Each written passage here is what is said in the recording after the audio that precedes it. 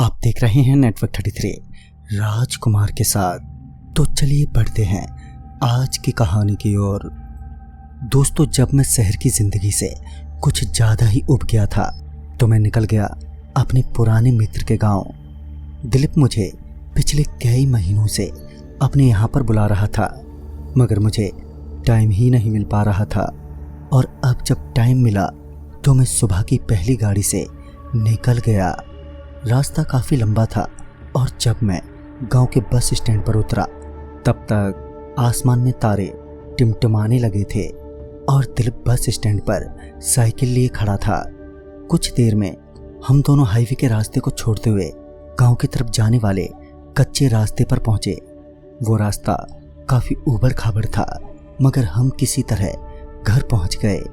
और घर पहुंचते ही सबसे पहले मैं फ्रेश हुआ और रात का खाना खाने के बाद मैं और दिलीप छत पर सोने चले गए।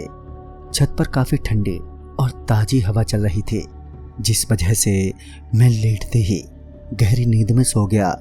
तकरीबन रात के 3 बजे के आसपास मेरी नींद टूट गई, क्योंकि मुझे ऐसा लगा कि कोई मेरा नाम लेकर पुकार रहा है। और जब मैंने अपनी आंखें खोलकर देखी तो पाया कि दिलीप अभी भी सो ही रहा है। ऊपर से छत पर भी कोई नहीं है। फिर मेरा नाम किसने पुकारा? मैं अभी ये सब सोच ही रहा था कि तभी एक बार फिर से उसने मेरा नाम पुकारा। इस बार मैंने नोटिस किया कि वो आवाज़ मेरे पीछे से आ रही थी। फिर जब मैंने पीछे की तरफ करवट बदलते हुए देखा तो पाया कि घर के बगल में लगे मोबाइल टावर पर कोई चढ़ा हुआ है और मेरी तरफ देखते हुए मेरा नाम पुकारे जा रहा है। उस आदमी को मेरा नाम लेते देख मैंने उस आदमी से पूछा, भाई साहब कौन हो आप और मेरा नाम आपको कैसे पता? मैंने अभी इतना कहा ही था कि वो टावर पर चढ़ा आदमी एकदम से गायब हो गया।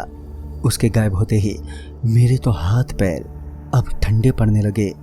मैं अभी दिलीप को उठाने के लिए पीछे ही पलटा था कि मैंने उसी आदमी को ठीक अपने सामने खड़ा पाया। उसका सर कटा हुआ था और उसके बदन से बहुत से कीड़े बाहर निकल रहे थे।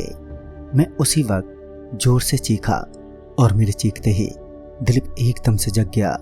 दिलीप घबराते हुए उठा और मेरे पास आया। अब तक मैं नीचे गिर चुका था और मेरी सांसें बैठने लगी थी।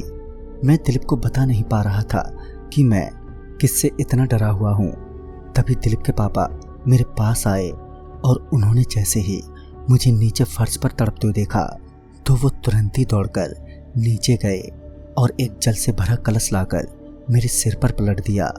उस कलश के जल से भीगते ही मैं नॉर्मल हो गया और अब वो प्रेत भी गायब हो गया था। फिर जब मैंने सारी बात अंकल को बताई तो अंकल जी ने मुझे बताया कि काफ़ी वक्त पहले इसी टावर पर एक वर्कर काम करने चढ़ा था।